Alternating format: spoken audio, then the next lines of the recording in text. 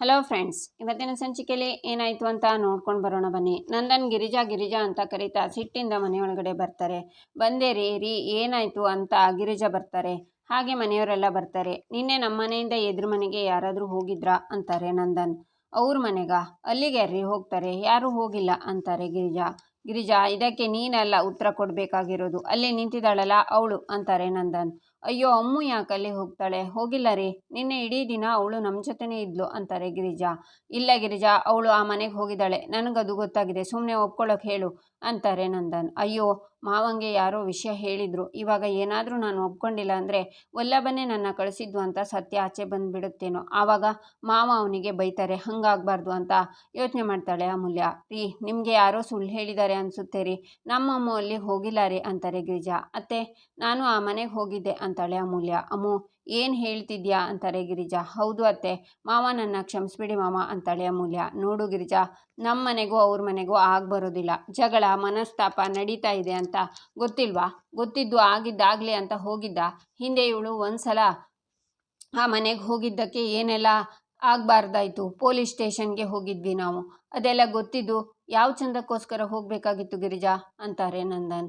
ಇನ್ನು ನಾನು ಸುಮ್ಮನೆ ಇದ್ದರೆ ಸಿಟ್ಟಲ್ಲಿ ಅಪ್ಪ ಅಮೂಲ್ಯನ ಆಚೆ ಕಳಿಸ್ಬಿಡ್ತಾರೆ, ಹಾಗಾಗಬಾರ್ದು, ನಾನು ಸತ್ಯ ಒಪ್ಕೋತೀನಿ ಅಂತ ವಲ್ಲಭ ಯೋಚನೆ ಮಾಡ್ತಾನೆ. ಇಲ್ಲಿಗೆ ಬಂದ ಮೇಲೆ ಇಲ್ಲಿರೋರ ಥರ ಬದುಕಬೇಕು, ಈ ಮನೆಗೆ ಒಂದು ರೀತಿ ನೀತಿ ಅನ್ನೋದಿದೆ, ಇಷ್ಟ ಬಂದ ಹಾಗೆ ಬದುಕೋದಲ್ಲ, ಇದು ಅರ್ಥ ಆಗೋದಿಲ್ವಾ ಗಿರಿಜಾ ಅಂತಾರೆ ನಂದನ್. ಅಪ್ಪ, ನೀವು ಅಮೂಲ್ಯಂಗೆ ಬೈಬೇಡಿ, ಇದರಲ್ಲಿ ಅವಳದ್ದೇನೂ ತಪ್ಪಿಲ್ಲ ಅಂತಾನೆ ವಲ್ಲಭ.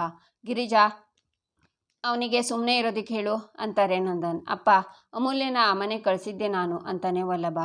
ಈಚೆ ಇಂದಿರಾ ಗೇಟ್ ಹತ್ರ ನಿಂತ್ಕೊಂಡು ಎದುರು ಮನೆ ಕಡೆ ನೋಡ್ತಾ ಇರ್ತಾಳೆ. ಆಗ ಜ್ಯೋತಿ ಬಂದು, ಅಮ್ಮ ಇಲ್ಲಿ ನಿಂತ್ಕೊಂಡು ಏನು ಮಾಡ್ತಿದ್ಯಾ ಅಂತಾಳೆ. ಜ್ಯೋತಿ, ಕರೆಕ್ಟ್ ಟೈಮ್ಗೆ ಬಂದೆ ಕಣೆ, ಈಗ ಒಂದು ಸೂಪರ್ ಸೀನ್ ನಡೆಯುವಾಗ ನನಗೆ ಕಂಪ್ನಿ ಯಾರೂ ಇಲ್ಲ ಅಂತ ಯೋಚನೆ ಮಾಡ್ತಿದ್ದೆ, ಇವಾಗ ನೀನು ಬಂದೆ ಅಲ್ಲ, ಒಳ್ಳೆ ಮಜಾ ಬರುತ್ತೆ ಅಂತಾರೆ ಇಂದಿರಾ.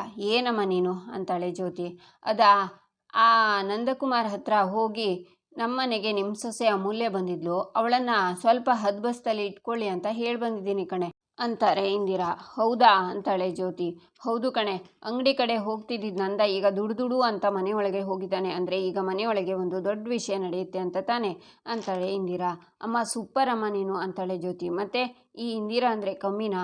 ಆ ಅಮೂಲ್ಯ ಬಂದಿರೋ ವಿಷಯ ನಮ್ಮನೆಗೆ ಹೇಳಿ ಬತ್ತಿಡೋಣ ಅಂತಂದರೆ ಅದು ಟುಸ್ಪಟಾಕಿ ಆಗೋಯ್ತು. ಈಗ ಅದೇ ಬತ್ತಿನ ನಂದನ್ ಮನೆಗೆ ಇಟ್ಟಿದ್ದೀನಿ, ಈಗ ನೋಡು ಮಗಳೇ, ಆ ಮನೆಯಲ್ಲಿ ದೊಡ್ಡದಾಗಿ ಬಾಂಬ್ ಬ್ಲಾಸ್ಟ್ ಆಗುತ್ತೆ, ಆ ಫೋರ್ಸ್ಗೆ ಆ ಅಮೂಲ್ಯ ಟೋಸ್ ಟಿಶ್ಯೂ ಅಂತ ಆಚೆ ಬಂದು ಬೀಳ್ತಾಳೆ ಅಂತ ಇಂದಿರಾ ನಗ್ತಾಳೆ. ಅವಳನ್ನು ಆ ಮನೆಯಿಂದನೂ ಆಚೆ ಹಾಕಿದರೆ ಇನ್ನು ಎಲ್ಲಮ್ಮ ಇರ್ತಾಳೆ ಅಂತಾಳೆ ಜ್ಯೋತಿ. ಇನ್ನೆಲ್ಲಿರ್ತಾಳೆ? ಈ ಮನೇಲೂ ಜಾಗ ಇಲ್ಲ, ಆ ಮನೇಲೂ ಜಾಗ ಇಲ್ಲ ಅಂದರೆ ಬೀದಿನೇ ಗತಿ, ಬೀದಿ ಪಾಲಾಗ್ತಾಳೆ ಅಂತಾರೆ ಇಂದಿರಾ. ಅಮ್ಮ, ನನಗೆ ಎಷ್ಟು ಖುಷಿ ಆಗ್ತಿದೆ ಗೊತ್ತಾ, ಆ ಅಮೂಲ್ಯ ಕದ್ದು ಮುಚ್ಚಿ ನಮ್ಮ ಮನೆಗೂ ಬರ್ತಿದ್ಲು, ಆ ಮನೇಲಿ ಎಷ್ಟು ಆರಾಮಾಗಿದ್ಲು, ಅದನ್ನು ನೋಡಿ ನನಗೆ ಎಷ್ಟು ಇರಿಟೇಟ್ ಆಗ್ತಿತ್ತು, ನೀನು ಇವತ್ತು ಆ ಇರಿಟೇಟ್ನ ಹೋಗಿಸ್ತಿದ್ಯಾ ಅಮ್ಮ ಅಂತಾಳೆ ಜ್ಯೋತಿ. ನಾವು ಅದನ್ನೆಲ್ಲ ಇಲ್ಲಿ ನಿಂತ್ಕೊಂಡು ನೋಡೋಣ, ಈಗ ಅಮೂಲ್ಯ ಆ ಮನೆಯಿಂದ ಹತ್ಕೊಂಡು ಆಚೆ ಬರ್ತಾಳೆ, ಅದನ್ನು ನೋಡೋಕ್ಕಂತೂ ಒಳ್ಳೆ ಮಜಾ ಬರುತ್ತೆ ಕಣೆ ಅಂತಾರೆ ಇಂದಿರಾ. ಈಚೆ ಕೇಶವ, ವಲ್ಲಭ ಏನೋ ಹೇಳ್ತಿದ್ಯಾ ಅಂತಾನೆ. ಹೌದು, ಅಮೂಲ್ಯನ ಆ ಮನೆ ಕಳಿಸಿದ್ದೆ ನಾನು ಅಂತಾನೆ ವಲ್ಲಭ. ಅಲ್ಲ ಕಣೋ ವಲ್ಲಭ ಅಂತಾಳೆ ಅಮೂಲ್ಯ. ಸಾಕು ಸುಮ್ಮನಿರೋ, ಇನ್ನು ಎಷ್ಟು ಸಲ ಈ ಥರ ತಲೆ ತಗ್ಸ್ಕೊಂಡು ಬದುಕಬೇಕು ಅಂತ ಕೇಳು ಗಿರಿಜಾ, ಒಂದಾದಮೇಲೆ ಒಂದು ಹಿಂಸೆ ಕೊಡ್ತಾನೆ ಇದ್ದೇನೆ, ನನ್ನ ಕೈನಲ್ಲಿ ಆಗ್ತಿಲ್ಲ ಅಂತಾರೆ ನಂದನ್. ಅಪ್ಪ, ಯಾರಿಗೂ ಹಿಂಸೆ ಕೊಡೋ ಉದ್ದೇಶ ನನ್ನಿಂದ ಇರಲಿಲ್ಲಪ್ಪ ಅಂತಾನೆ ವಲ್ಲಭ. ಮತ್ಯಾವ ಪುರುಷಾರ್ಥಕ್ಕೋ ಒಂದಾದಮೇಲೆ ಒಂದು ಅವಾಂತರ ಮಾಡ್ತಿದ್ದಾನೆ, ಕೇಳು ಗಿರಿಜಾ, ಕಾಲೇಜಲ್ಲಿ ಸ್ಟ್ರೈಕ್ ಮಾಡ್ತಾನೆ, ಬುದ್ಧಿ ಹೇಳೋಕೆ ಹೋದರೆ ದಿಮಾಕಲ್ಲಿ ದುಡ್ಡು ಕೊಡೋಕೆ ಬರ್ತಾನೆ, ನಮ್ಮನ್ನೆಲ್ಲ ಹೋಲಿ ಆಡಬೇಕು ಅಂತ ಹೇಳಿ ಆಮರ್ಸಿ ಇಂಥ ಕೆಲಸ ಮಾಡಿದ್ದಾನೆ. ಇಷ್ಟಕ್ಕೂ ಆ ಮನೆ ಉಸಾಬರಿ ಇವನಿಗೆ ಬೇಕಾಗಿತ್ತ ಗಿರಿಜಾ? ಮೊದಲೇ ಅವರಿಗೆ ನಮ್ಮನ್ನು ಕಂಡ್ರೆ ಆಗೋದಿಲ್ಲ, ಇಲ್ಲಿ ಹೋದರೆ ಹುಲಿ ಹೋಯ್ತು ಅಂತ ಹೇಳೋ ಜನ ಅವರು. ಈಗಾಗಲೇ ಅವಳು ಮದುವೆ ಆಗಿ ಅವ್ರ ಮನೆ ಚಿನ್ನ ಎಲ್ಲ ದೋಚಿದ್ದೀವಿ ಅನ್ನೋ ಆರೋಪ ನನ್ನ ಮೇಲಿದೆ, ಈಗ ಮತ್ತೆ ಅವಳನ್ನು ಅವ್ರ ಮನೆ ಕಳಿಸಿ ಉಳಿದಿರೋ ಚಿನ್ನ ಎಲ್ಲ ತರಿಸ್ಕೋತಾ ಇದ್ದೀರಾ ಅಂತ ಬೀದಿಲಿ ನಿಂತ್ಕೊಂಡು ಪ್ರಶ್ನೆ ಮಾಡ್ತಾರೆ, ಬೇಕಿತ್ತ ಗಿರಿಜಾ ಇದೆಲ್ಲ? ಅವನ ಉದ್ದೇಶ ಏನು ಅಂತ ಕೇಳು ಗಿರಿಜಾ, ಸಮಾಜದಲ್ಲಿ ನಾನು ತಲೆ ಎತ್ಕೊಂಡು ತಿರುಗೋದು ಬೇಡವಾ ಅಂತಾರೆ ನಂದನ್. ಅಪ್ಪ, ದಯವಿಟ್ಟು ಸಮಾಧಾನ ಮಾಡ್ಕೊಳ್ಳಿ, ಏನೋ ಗೊತ್ತಿಲ್ಲದೆ ತಪ್ಪು ಮಾಡಿದ್ದಾನೆ, ಅವನಿಂದ ಮತ್ತೆ ಈ ತಪ್ಪು ಆಗಲ್ಲಪ್ಪ ಅಂತಾನೆ ಮಾಧವ. ಏಯ್ ಸಾಕು ಸುಮ್ಮನಿರೋ, ಇನ್ನು ಎಷ್ಟು ದಿನ ಅಂತ ಈ ಅಯೋಗ್ಯನ ವಹಿಸ್ಕೊಂಡು ಮಾತಾಡ್ತಿರೋ, ಈ ಅಯೋಗ್ಯಂಗೆ ಈ ಜನ್ಮದಲ್ಲಿ ಬುದ್ಧಿ ಬರೋದಿಲ್ಲ ಅಂತಾರೆ ನಂದನ್. ನೀವು ತಲೆ ತಗ್ಗಿಸೋ ಕೆಲಸ ನಾನು ಯಾವತ್ತೂ ಮಾಡಲ್ಲಪ್ಪ, ಅಮೂಲ್ಯನ ಯಾಕೆ ಕಳಿಸ್ದೆ ಅಂದರೆ ಅಂತ ಹೇಳುವಾಗ, ಏಯ್ ನನಗೆ ಅದೆಲ್ಲ ಬೇಕಾಗಿಲ್ಲ, ನಮ್ಮನೆಯವರು ಯಾರು ಆ ಮನೆಗೆ ಕಾಲಿಡಬಾರ್ದು ಅಷ್ಟೇ, ತಪ್ಪು ಅಂತಾರೆ ನಂದನ್. ಹಾಗಲ್ಲಪ್ಪ ಅಂತಾನೆ ವಲ್ಲಭ. ನೋಡು, ಈಗ ನನ್ನ ಎದುರುಗಡೆ ನಿಂತು ಉತ್ತರ ಕೊಡೋದು ಬೇಕಾಗಿಲ್ಲ ಅಂತಾರೆ ನಂದನ್. ಅಲ್ಲಪ್ಪ, ವಲ್ಲಭ ಯಾಕೆ ಹೀಗೆ ಮಾಡ್ದ ಅಂತ ಅವನ್ನ ಕೇಳಿದರೆ ಹೇಳ್ತಾನೆ. ವಲ್ಲಭ ಹೇಳೋ ಅಂತಾನೆ ಕೇಶವ. ಬೇಕಾಗಿಲ್ಲ ಕಣೋ, ಅವನ ಹತ್ರ 1000 ಉತ್ತರ ಇರುತ್ತೆ, ಕೊಡೋಕೆ ಅದನ್ನು ಕೇಳೋ ವ್ಯವಧಾನನೇ ನನಗಿಲ್ಲ. ಮಾಡೋ ತಪ್ಪು ಮಾಡಿ ಚೂರು ಪಶ್ಚಾತ್ತಾಪ ಇಲ್ಲದೆ ನಿಂತಿದ್ದಾನೆ ಅಂತಾರೆ ನಂದನ್. ರೀ ಹೋಗಲಿ ಬಿಡಿ, ಅವನಿಂದ ಏನೋ ತಪ್ಪಾಗ್ಬಿಟ್ಟಿದೆ ಅಂತಾರೆ ಗಿರಿಜಾ.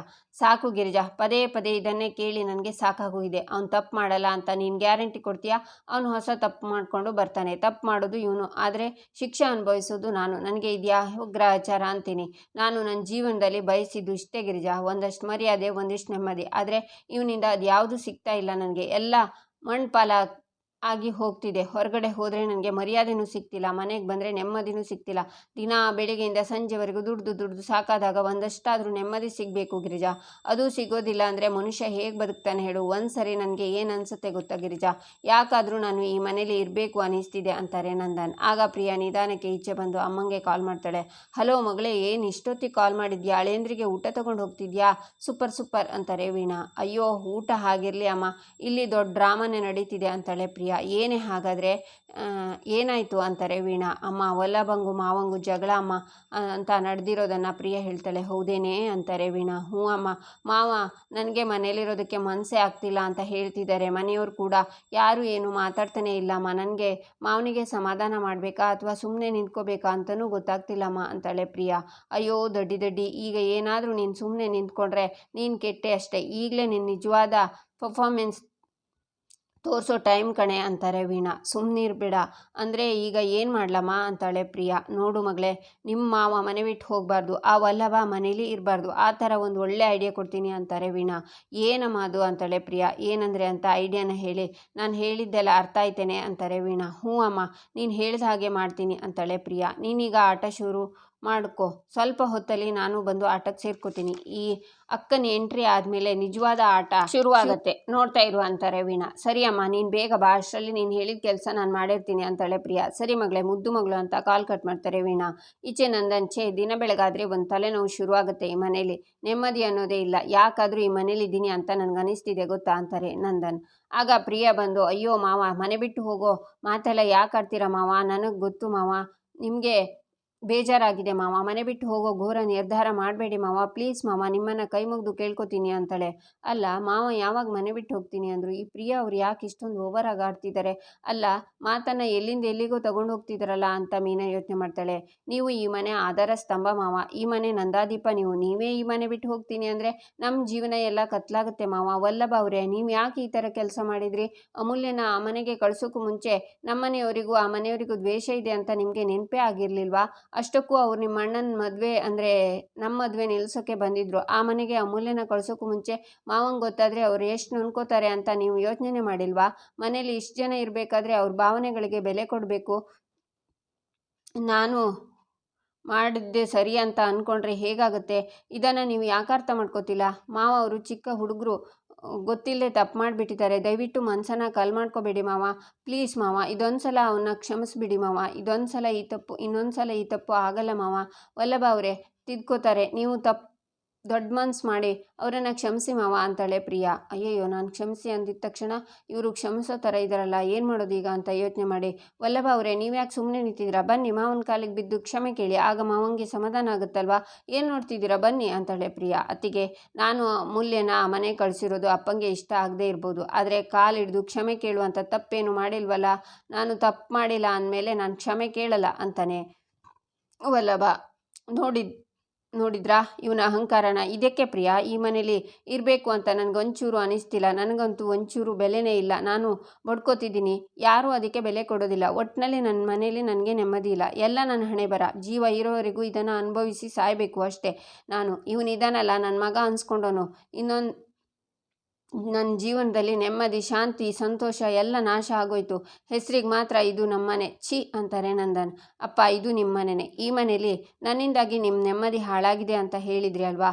ನಾನು ಈ ಮನೇಲಿದ್ರೆ ನೀವು ಇಲ್ಲದೇ ಇದ್ದರೆ ಆರಾಮಾಗಿರ್ತೀರಾ ಅಂತಂದರೆ ನಾನು ಈ ಮನೆ ಬಿಟ್ಟು ಹೋಗ್ತೀನಪ್ಪ ಅಂತಾನೆ ವಲ್ಲಭ ಏನು ಮಾತಾಡ್ತಿದ್ಯಾ ನೀನು ಅಂತಾರೆ ಗಿರಿಜಾ. ನೋಡಿದ್ರಾ ಗಿರಿಜಾ ಎಷ್ಟು ಅತಿರೇಕ ಮಾತಾಡ್ತಿದ್ದಾನೆ? ನಾನು ಹೇಳಿದ್ನ ಮನೆ ಬಿಟ್ಟು ಹೋಗು ಅಂತ ಅಧಿಕ ಪ್ರಸಂಗಿ ಅಂತಾರೆ ನಂದನ್. ಇಲ್ಲ ರೀ, ನಾನು ಅವನಿಗೆ ಹೇಳ್ತೀನಿ. ವಲ್ಲಭ ಬಾಯಿ ಮುಚ್ಕೊಂಡು ಒಳಗೆ ಹೋಗು ಅಂತಾರೆ ಗಿರಿಜಾ. ಇಲ್ಲಮ್ಮ, ನಾನು ಈ ಮನೇಲಿ ಇರೋದ್ರಿಂದ ಅಪ್ಪನ ಸುಖ ನೆಮ್ಮದಿ ಎಲ್ಲ ಹಾಳಾಗುತ್ತೆ ಅನ್ನೋದಾದರೆ ನಾನು ಈ ಮನೇಲಿ ಯಾಕಿರಲಿ ಅಮ್ಮ ಅಂತಾನೆ ವಲ್ಲಭ. ಚಿಕ್ಕು, ಅಪ್ಪಿತಪ್ಪಿನೂ ಹಾಗೆಲ್ಲ ಮಾತಾಡಬೇಡ, ಅಮ್ಮ ಹೇಳ್ತಿದ್ದಾರಲ್ಲ, ನಡಿ ಒಳಗೆ ಅಂತಾನೆ ಮಾಧವ. ವಲ್ಲಭ, ಒಂದು 5 ನಿಮಿಷ ಸುಮ್ಮನಿರು, ಬಾಯಿ ಮುಚ್ಕೊಂಡಿದ್ರೆ ಸರಿ, ನೀನು ಏನು ಮಾತಾಡಬೇಡ, ಒಳಗೋಗು ಅಂತಾನೆ ಕೇಶವ. ಇಲ್ಲ, ನಾನು ಹೇಳಿದ್ನಲ್ಲ, ನಾನು ಮನೆ ಬಿಟ್ಟು ಹೋಗ್ತೀನಿ ಅಂತಾನೆ ವಲ್ಲಭ. ಹೋಗಲಿ ಅವನು, ಎಲ್ಲಿ ಹೋಗ್ತಾನೋ ನಾನು ನೋಡ್ತೀನಿ, ಯಾರು ತಡಿಬೇಡಿ ಅವನ್ನ ಅಂತಾರೆ ನಂದನ್. ಬೇಡ ರೀ ಅಂತಾರೆ ಗಿರಿಜಾ. ವಲ್ಲಭ ಅಪ್ಪನ ನೋಡ್ತಾ ಅಮ್ಮನ ಕೈ ಬಿಡಿಸ್ಕೊಂಡು ಡೋರ್ ಹತ್ರ ಹೋಗ್ತಾನೆ ವಲ್ಲಭ. ಆಗ ಅಮೂಲ್ಯ ಬಂದು, ಏನು ಮಾಡ್ತಿದ್ಯಾ ನೀನು, ಪ್ಲೀಸ್ ಎಲ್ಲಿಗೂ ಹೋಗಬೇಡ ನೀನು ಅಂತಾಳೆ. ನಾನು ಡಿಸೈಡ್ ಮಾಡಾಗಿದೆ, ಇನ್ಮೇಲಿಂದ ನಾನು ಈ ಮನೇಲಿ ಇರಲ್ಲ, ನೀನೇನು ಹೇಳೋಕೆ ಬರಬೇಡ ಅಂತಾನೆ ವಲ್ಲಭ. ನೀನು ಹೋದೆ ಆದರೆ ನಾನು ನಿನ್ನ ಜೊತೆ ಬರ್ತೀನಿ ಕಣೋ, ನನ್ನ ಕರ್ಕೊಂಡು ಹೋಗೋ ಅಂತಾಳೆ ಅಮೂಲ್ಯ. ನೋಡು, ಇದು ಅಪ್ಪ ಮಗನಿಗೆ ಸಂಬಂಧಪಟ್ಟಿರೋ ವಿಷಯ, ನೀನು ತಲೆ ಹಾಕಬೇಡ ಅಂತಾನೆ ವಲ್ಲಭ. ಹಾಗಲ್ಲ ಕಣೋ ಅಂತಾಳೆ ಅಮೂಲ್ಯ. ಇನ್ನೂ ಸ್ವಲ್ಪ ಮಾತಾಡಿದ್ರು ನನ್ನ ಮೇಲೆ ಆಣೆ ಅಂತಾನೆ ವಲ್ಲಭ. ನಂತರ ಅಲ್ಲಿಂದ ಹೋಗ್ತಾನೆ. ಅಮೂಲ್ಯ ಅಳ್ತಾಳೆ, ಗಿರಿಜಾನು ಅಳ್ತಾರೆ. ಈಚೆ ಇಂದಿರಾ ಜ್ಯೋತಿ ನೋಡ್ತಾ ಇರುವಾಗ ವಲ್ಲಭ ಮನೆಯಿಂದ ಆಚೆ ಹೋಗ್ತಾನೆ. ಅಮ್ಮ, ಇದೇನಮ್ಮ ಇದು? ಅಮೂಲ್ಯ ಮನೆಯಿಂದ ಹೊರಗೆ ಬರ್ತಾಳೆ, ಅಳ್ತಾಳೆ, ಬೀದಿ ಪಾಲಾಗ್ತಾಳೆ ಅಂತ ಅಂದ್ಕೊಂಡ್ರೆ ವಲ್ಲಭ ಬರ್ತಿದ್ದಾನಲ್ಲ ಅಂತಾಳೆ ಜ್ಯೋತಿ. ನನಗೂ ಅದು ಗೊತ್ತಾಗ್ತಿಲ್ಲ ಕಣೆ.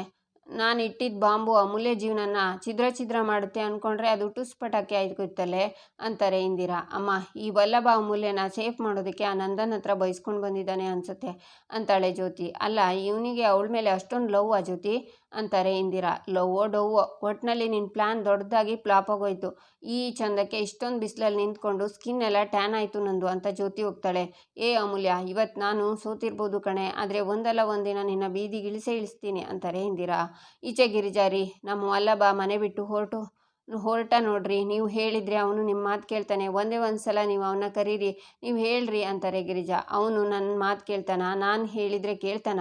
ಅವನು ಹೋಗು ಅಂತ ನಾನು ಹೇಳಿದ್ದೀನ? ಯಾವುದು ಬೇಡ ಅಂತೀನೋ ಅದನ್ನೇ ಮಾಡ್ತಾನೆ ಅವನು. ಓದೋ ವಿಷಯದಲ್ಲಿ ನನ್ನ ಮಾತು ಕೇಳಿಲ್ಲ, ಮದುವೆ ವಿಚಾರದಲ್ಲಿ ನಾನು ಕೇಳಲೇ ಇಲ್ಲ, ಶತ್ರು ವಿಚಾರದಲ್ಲಿ ನನ್ನ ಮಾತು ಕೇಳಲ್ಲ. ಇನ್ನು ನಿಮಗೆ ಅನಿಸ್ತೇ ಇದೆಯಾ ಅವನು ನನ್ನ ಮಾತು ಕೇಳ್ತಾನೆ ಅಂತ ಅಂತಾರೆ ನಂದನ್. ಹಾಗಲ್ಲ ರೀ, ನೀವು ಅವನ ಮೇಲೆ ಬೇಜಾರು ಮಾಡ್ಕೊಂಡಿದ್ದೀರಾ ಅಂತ ಅವನು ಮನೆ ಬಿಟ್ಟು ಹೋಗ್ತಾ ಇದ್ದಾನೆ, ನೀವು ಒಂದು ಮಾತು ತಡೀರಿ ಅಂತಾರೆ ಗಿರಿಜಾ. ಅಷ್ಟಕ್ಕೂ ನಾನು ಯಾಕೆ ತಡಿಬೇಕು, ನಾನು ಹೇಳಿದ್ನ ಹೋಗೋಕ್ಕೆ, ಅವನು ಏನಾದರೂ ಮಾಡ್ಕೊಳ್ಳಿ, ಎಲ್ಲಿಗಾದರೂ ಹೋಗಲಿ ಅಂತಾರೆ ನಂದನ್. ಅಪ್ಪ, ಅವನು ಚಿಕ್ಕವನು, ತಪ್ಪು ಮಾಡಿದ್ದಾನೆ, ದೊಡ್ಡವರಾಗಿ ನೀವು ಕ್ಷಮಿಸ್ಬೇಕಪ್ಪ, ನೀವೇ ಸಿಟ್ಟು ಮಾಡ್ಕೊಂಡ್ರೆ ಸಮಸ್ಯೆ ಇನ್ನೂ ದೊಡ್ಡದಾಗತ್ತಪ್ಪ ಅಂತಾನೆ ಕೇಶವ. ಹೌದಪ್ಪ, ಒಂದು ಸಲ ವಲ್ಲಭನ ಹತ್ರ ಮಾತಾಡಿಯಪ್ಪ, ಎಲ್ಲ ಸರಿ ಹೋಗುತ್ತಪ್ಪ ಅಂತಾನೆ ಮಾಧವ. ಇಲ್ಲ ಅಂತ ಹೇಳಿದ್ನಲ್ಲ ಅಷ್ಟೇ ಅಂತಾರೆ ನಂದನ್. ಮಾವ, ನನಗೆ ಗೊತ್ತಿರೋ ಹಾಗೆ ವಲ್ಲಭ ಏನೇ ಮಾಡಿದರೂ ಒಂದು ಕಾರಣ ಇರುತ್ತೆ ಮಾವ, ಅದ್ರ ಹಿಂದೆ ಒಳ್ಳೆ ಉದ್ದೇಶ ಇರುತ್ತೆ. ವಲ್ಲಭ ಅಮೂಲ್ಯನ ಸುಮ್ಮನೆ ಕಳಿಸಿರಲ್ಲ ಮಾವ, ಒಂದೇ ಒಂದು ಸಲ ನೀವು ವಲ್ಲಭ ಕೂತು ಮಾತಾಡಿ, ಈ ವಿಷಯದ ಬಗ್ಗೆ ಏನೇ ಮನಸ್ತಾಪ ಇದ್ರೂ ಹೋಗುತ್ತೆ ಮಾವ, ಪ್ಲೀಸ್ ಮಾವ ಅಂತಾಳೆ ಮೀನಾ. ಅವನ ಹತ್ರ ಮಾತಾಡುವಂಥದ್ದೇನಿಲ್ಲ, ದೊಡ್ಡವ್ರು ಹೇಳೋ ಬುದ್ಧಿ ಮಾತನ್ನ ಕೇಳೋ ವ್ಯವಧಾನ ಅವನಿಗಿಲ್ಲ ಅಂದಮೇಲೆ ಅವನ ಹತ್ರ ಏನು ಮಾತಾಡೋದು, ಮನೆ ಬಿಟ್ಟು ಹೋಗಿದ್ದಾನೆ ತಾನೆ, ಹೋಗಲಿ, ಅನುಭವಿಸ್ಲಿ, ಗೊತ್ತಾಗುತ್ತೆ ಅಂತಾರೆ ನಂದನ್. ಅಯ್ಯೋ ದೇವ್ರೆ, ನಮ್ಮ ಮನೆ ನಂದ ಗೋಕುಲ ಅಂತ ಹೇಳ್ತಿರ್ತೀರಾ, ಈಗ ಮನೆ ಬಿಟ್ಟು ಹೋದರೆ ಈ ಮನೆ ನಂದಗೋಕುಲ ಆಗುತ್ತೇನ್ರಿ? ನಿಮ್ಮನೆ ಕೇಳ್ತಿರೋದು, ದಯವಿಟ್ಟು ಮಾತಾಡಿ ಅಂತಾರೆ ಗಿರಿಜಾ. ಮಾವ, ತಪ್ಪೆಲ್ಲ ನಂದು, ಆ ಮನೆಗೆ ಹೋದವಳು ನಾನು, ಇದರಲ್ಲಿ ವಲ್ಲಭಂದೇನೂ ತಪ್ಪಿಲ್ಲ ಮಾವ, ಅವ್ನು ನನ್ನ ಆ ಮನೆಗೆ ಯಾಕೆ ಕಳಿಸ್ದ ಅಂದರೆ ಅಂತ ಅಮೂಲ್ಯ ಹೇಳುವಾಗ ನಂದನ್ ಅಲ್ಲಿಂದ ಹೋಗ್ತಾರೆ. ಮಾವ, ನನ್ನ ಮಾತು ಕೇಳಿ ಮಾವ ಅಂತಾಳೆ ಅಮೂಲ್ಯ. ಆಗ ನಂದನ್ ಹೊರಗಡೆ ಬರ್ತಾರೆ. ವಲ್ಲಭ ಅಲ್ಲಿ ಮನೆ ಹೊರಗಡೆ ಟೆಂಟ್ ಹಾಕಿರ್ತಾನೆ. ಆಗ ನಂದನ್, ಏನು ಗಿರಿಜಾ ಇದು, ಮನೆ ಬಿಟ್ಟು ಹೋಗ್ತೀನಿ ಅಂದ ತಾನೆ, ಎಲ್ಲಾದರೂ ಹೋಗಬೇಕು ತಾನೆ, ಮನೆ ಮುಂದೆ ಟೆಂಟ್ ಹಾಕ್ಕೊಂಡು ಇದೇನು ಅವಂತರ ಅಂತಾರೆ ನಂದನ್.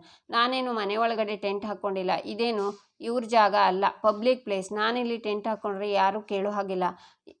ಯಾಕಂತೆ ಗಿರಿಜಾ, ಚೂರು ಪಾರು ಉಳಿದಿರೋ ನನ್ನ ಮರ್ಯಾದೆ ಹರಾಜು ಹಾಕೋಕ ಮನೆ ಬಿಟ್ಟು ಹೋಗಿದ್ದು ಒಂದು ಅತಿರೇಕ, ಈಗ ಇದೊಂದು ಅತಿರೇಕ, ಯಾಕೆ ಹೊಟ್ಟೆ ಉರಿಸ್ತಿದ್ದಾನೆ ಈಗ, ಇದೇನು ಅಸಹ್ಯನ, ತೆಗೆದು ಹಾಕ್ತಾನೋ ಇಲ್ವೋ ಕೇಳು ಗಿರಿಜಾ ಅಂತಾರೆ ನಂದನ್. ಇಷ್ಟು ಕಷ್ಟಪಟ್ಟು ಕಟ್ಟಿದ್ದೀನಿ, ಸಡನ್ನಾಗಿ ಉಡೀಸ್ ಮಾಡು ಅಂದರೆ ಹೇಗಾಗುತ್ತೆ, ಆಗಲ್ಲ ಅಂತಾನೆ ವಲ್ಲಭ. ಇಲ್ಲಿಗೆ ಈ ಸಂಚಿಕೆ ಮುಕ್ತಾಯವಾಗುತ್ತೆ. ಮುಂದಿನ ಸಂಚಿಕೆಗಾಗಿ ನಮ್ಮ ಚಾನಲನ್ನು ನೋಡಿ, ಸಬ್ಸ್ಕ್ರೈಬ್ ಮಾಡಿ, ಲೈಕ್ ಮಾಡಿ, ಸಪೋರ್ಟ್ ಮಾಡೋದನ್ನು ಮರಿಬೇಡಿ.